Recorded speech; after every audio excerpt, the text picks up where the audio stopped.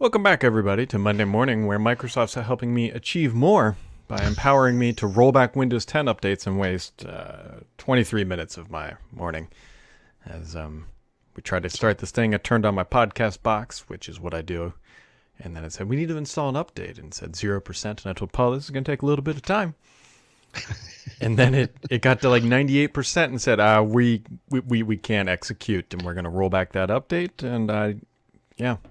Just kidding. It's great. Sorry. It's great. But yeah, a lot of interesting things. One, big Supreme Court ruling today. Now, this isn't the definitive judgment or anything like that, but I know you wrote this up and you probably know a little bit more about it than I do. But Apple tried to skirt an issue and they were unsuccessful in that. Yeah. Yeah. Yeah, I'm having trouble bringing up there was a case, there was something about Microsoft where this applied. It was basically one of those deals where because you're not buying a service directly from Apple, the argument is you should not be able to sue Apple, right?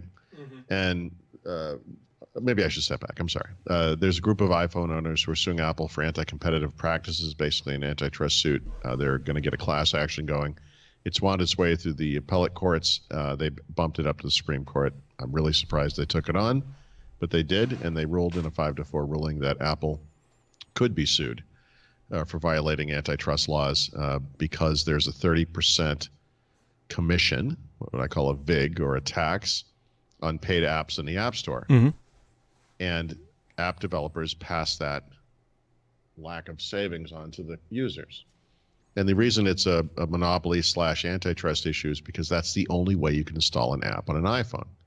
So Apple has a monopoly there. Mm-hmm. So really interesting, right? But like I said, I seem to remember a case where this kind of argument worked in Microsoft's favor. What the court said was that the distant legal precedent for this case did not apply, and they laid out why. It was a 5-4 ruling, so it was pretty close. Like obviously, some of them felt that it did apply. But what this really means, this is actually kind of a big deal because, as the Supreme Court noted, the existence of this ruling will no doubt inspire other lawsuits against Apple. Mm-hmm. And the existing lawsuits could have amounted to hundreds of millions of dollars of fines. And it's possible it could be even higher than that because you have to think this is going to be a massive class action thing. Oh, yeah. Really kind of unusual, honestly, in this political climate in the United States for this to be happening here. Like, this is the type of thing I would have expected from the EU. Mm-hmm. But now individuals will be able to sue Apple for illegally abusing their monopoly power, which is really big. Yeah. And obviously there's going to be many court cases ahead of us. There's going to be a lot going on before probably any meaningful action of checks showing up in the mail for 20s of pennies. Tens of 20s of, yeah. Yep. But I think the most logical potential outcome long term would be that you would have another way of getting apps onto your iPhone, not through the App Store. Potentially. Yeah. This is finally coming to a head. You know, the Spotify case in Europe mirrors this. The idea is that because Apple, in this case, it is a developer, charging Apple, but because Apple charges the 30% commission, we'll call it, on in-app purchases, that's something that Apple's own businesses don't have to pay. Right. So it's an illegal advantage for Apple services, like Apple Music in this case. Absolutely true. There's no doubt about that. And so I've always felt that, personally, I think the thing that Apple created here with the App Store, it was not unprecedented, but they did create this kind of formalized notion of what a modern App Store is. It's been copied by everybody. Microsoft recently reduced their commission to a very small percentage, not 30. Epic is doing the same thing on Windows with games. I think the trend here is that the commission has to come down. Yep. If this thing was 10%, maybe we wouldn't be having this conversation. I think that would solve the problem. But the other issue, and this is something I've always felt very strongly about, is that, and this is one of the things that's a real negative on the Apple side if you're an iPhone user, is that because they charge 30% on all in-app charges, you don't get these seamless experiences because content store owners, people like Amazon and Audible, which is owned by Amazon, or Netflix, don't want to give Apple 30% of every single time they have an exchange of money with their customers. Like, it's a monthly subscription fee in many cases. Like, that's completely understandable. And so we've already seen a lot of app makers rebel against it. We're starting to see some who kind of accepted it now rebelling against it. Spotify is a related charge. I think these things are going to change one way or the other for the better, for developers and for users, and that this is another step in that process, an important step, because it's happening in the United States, which is fantastic. Yeah, and the question is, will this apply to any other companies that try to spin this up? I mean, Microsoft successfly avoided this by killing Windows Phone, so they don't have to worry about it there. But well, we do have an app store, right? I mean, yeah. and Windows does. And like I said, I think as of the week before build, they dramatically reduced their commission rates. I don't remember what they are, but they're under 10%, I believe. It's an incentive for developers to publish apps in the store. This precedent. Now we'll see what happens in the courts, right? So now it can go to court, but this should be a precedent for any store like this. That would include the Google Play Store as well. And so, given Google's problems, legally and in the EU in particular, I would imagine that they will move in lockstep with Apple. With that, whatever Apple changes, they will meet that, because it would be insane for Google to have an app store where everything is a 30% charge, if Apple were to go to say 15 or 10% or whatever the number is. So it's going to impact everybody.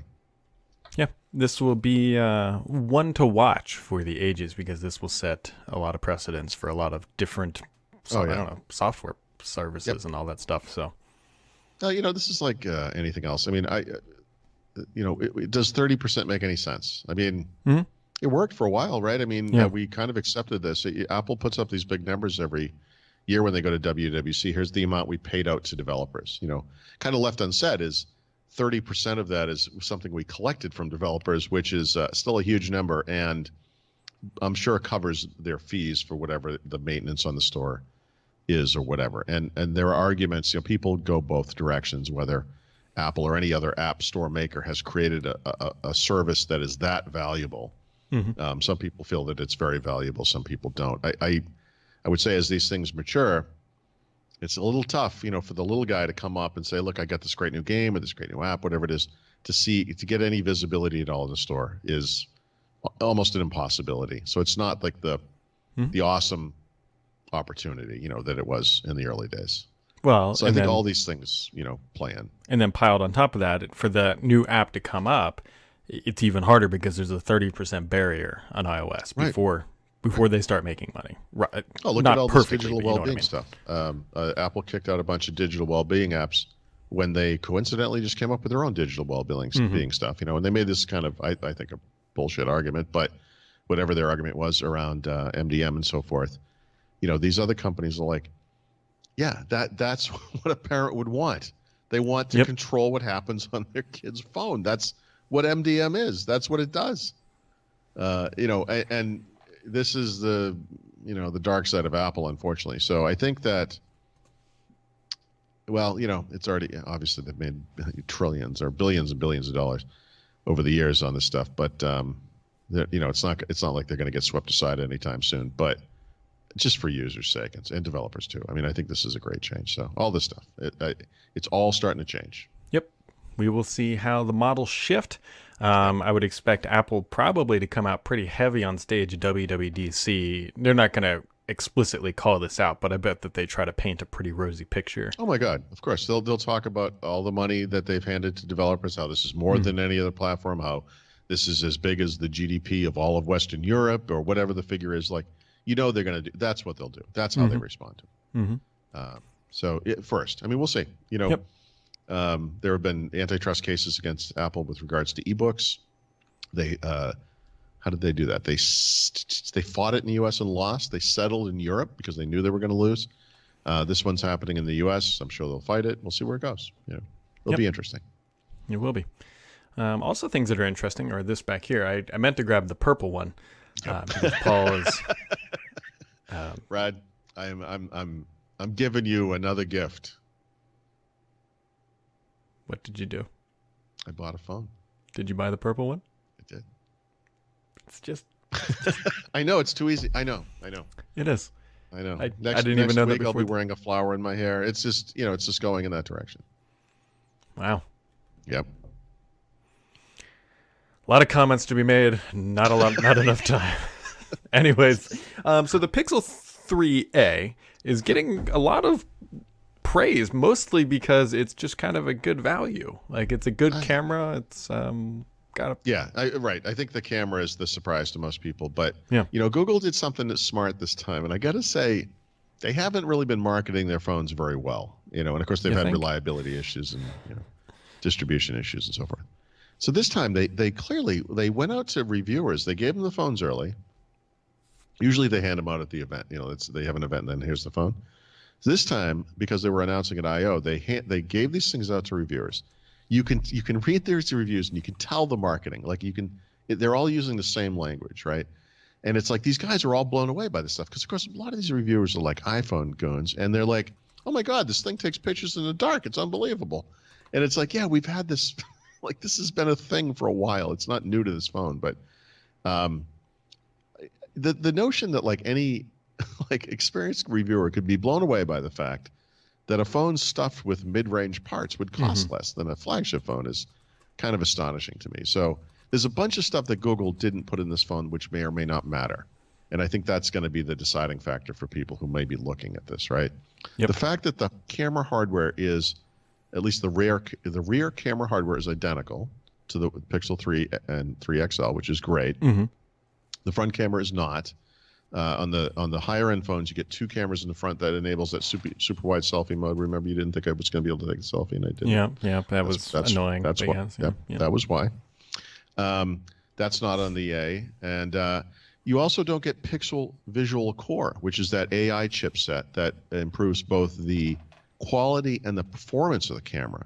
Mm-hmm. And we'll have to wait. I'll have to wait and see what that. I think mine's arriving today, but that's going to be a big deal because honestly, even on the high end Pixels, performance is the big problem, right? And this thing has the same RAM. It's got less storage. It has a much slower processor. It doesn't have the special hardware that's specifically designed for photography. So, yeah, I don't know. Like, we'll see. I was astonished by how many positive reviews this thing got. Like, it's like we're just going to forget that 6 months ago or less, they were selling a $1,000 phone and pretending that it was just as good as anything Apple could do. And now they're selling like a cheap version. And everyone's like, oh my God, there's a cheap phone. It's like there were cheap phones everywhere. OnePlus phones cost about $50 more and have, by the way, high-end specs. The latest 855 processor, 6 to, I think, 12 gigs of RAM, depending on which version you get, not 4. Any amount of storage you want. Is it expandable? I shouldn't say that if I'm not sure. I'm not sure if they're expandable, but the 3A and the 3XL are restricted to 64 gigs of storage. You can't even pay more to get more. That's all you get. So it's kind of, they're cheaping out in some ways too. Yeah, this is, I don't know. Apple probably could have gotten the same price if they would have priced their iPhone XR about $200 less than they actually did. But see, that's the good comparison. Google is comparing the 3A to the iPhone, 10s. Yeah. And okay, come on. Yeah, I don't, that shouldn't be $400 versus $1,000. But if you want to compare it to the XR, the 10R, I think that's a pretty good comparison. But again, in Apple's favor, they're not using, they cheaped out in some ways, but the processor, the underlying platform is the same. The camera's not as good, but it's still very good. The screen's not as good, for sure, but it's still, I think it's very good. It's not as good as the 10S for sure. But it is, I mean, how much does that thing start at? Probably at $750 or something, or somewhere in that. We can find out. Yeah, I mean, a 3A XL is probably $480 for the big one. So that would be the thing most comparable. So a 64 gig iPhone 10R is. Hold on, I'm clicking buy. I'm not. Unfortunately, I don't have a purple one. It's gonna be somewhere there. Do you have an iPhone to trade in? No. So $749. Yeah, there you go. Yeah, so it's that's $250. Yeah. Ish. I mean, that's a good comparison. I think that's a fair comparison. Yeah. So there you go. There you go. I wanted to go back to something you pointed about your wide-angle selfie lens. Yeah. So when we were in Seattle, Paul was very adamant on using that wide-angle selfie lens, despite the fact that there were multiple people who were there willing to take the photograph. But Paul demanded that we use it because... Wow. So it's interesting how your perspective differs from mine. Yeah, mine was the correct Be- one. No, because I was like, oh, let's get a selfie. And everyone's like, okay. And then you're like, you can't do this. There are people right over there. You should grab one of those people. And I'm like, in the time it took you to say that, I would have taken the picture. And then I just took the picture and admit it. You were like, actually, that worked out fine. But would you not agree that the rear camera is a little bit better than the front one? A little bit. I hate you. You will appreciate, though, Paul, this weekend I was out doing some yard work, and my neck was probably as pink as your phone. I got a little roasted outside. So that was... I don't know. So I was gone for much of the weekend, as you know. And by the time I got home, it has been like rainy and cold. Oh, it's terrible outside. Yeah. And I said to my son, we were up in Rochester for my son had a commencement thing. He didn't actually graduate from, well, he technically, it doesn't matter. He got an associate's degree, so he's only halfway done. It's complicated. He switched majors and blah, blah, blah, whatever. It doesn't matter. But I said to Mark, I said, you might be interested to know that in other parts of the country, spring has occurred because it was like 45 degrees out, This woman next to us laughed, And then we drove home and it's like 45 degrees out here. I don't know what happened. Yeah. Yeah. There was something else I was going to bring up, but I don't know. I can't bring it up. There should be a show programming note, which Paul, you don't know about, but maybe it will still happen. We'll find out. It's weather dependent. On Friday, my wife apparently signed me up to chaperone a pool party at my... Oh, my God. Yeah. A pool party for whom? Kindergartners, my kids' class. Wow. So, I but... went from potentially awesome to potentially scary. Yes. No, they're actually hiring lifeguards. It's like a proper... Yeah. I'm not getting in the pool, but I don't know. Is it like an indoor pool? It must be. No, it's an outdoor pool. Really? Is it heated? You were asking good, high-quality questions for... I mean, it is May. I wouldn't go in a pool outside. Well, the weather is supposed to be... I think it's supposed to be warm Friday, but potentially... I know, but the water has to be... Oh, it's going to be freezing. Yeah. It's supposed to be 80. Well, you get enough kindergarten in there with all the... peeing and what. And I'm sure it will warm right up. It will. It's self-heated there. But there's scattered thunderstorms, which means that if there would be no pool party. But if there is a pool party on Friday, there will be no podcast. Because apparently this thing is from 8 a.m. until about 2 p.m. You're canceling a podcast because of a kindergarten pool party on a Friday. Yeah, well, it's the end of the year, end of the school year. It wraps up. I have no problem with that at all. Yeah, and then we got Miami next week for more pink drinks. I know. I had I didn't get a weekend, right? Because we were traveling so much, but my wife will be gone next weekend, so there's no weekend there. Then we go to Miami. Then I'll be in Miami with my wife the following weekend, which is cool, right? But I don't really, I can't, I'd have to look at the calendar to figure out the rest of this. But we're going to the Netherlands in the beginning of June for some event out there. Mary Jo and I are, and then I'm home the following week, and then we're going to DC after that. It's like I'm probably about a third of the way through this kind of crazy, couple of months of travel. I don't even know where I'm waking up anymore. It's That's weird. The alcohol. That's right. It's just kind of the coping mechanism for the travel, for sure. It's healthy, I'm sure. 1 out of 10 doctors recommends alcohol for coping. I mean, flavored vodkas must have some juice in them. I don't know. No. Okay. So, all right. Well, folks, that wraps it up for today. Today's podcast was brought to you by Failed Windows 10 Updates. For all your lack of productivity needs, don't install an update.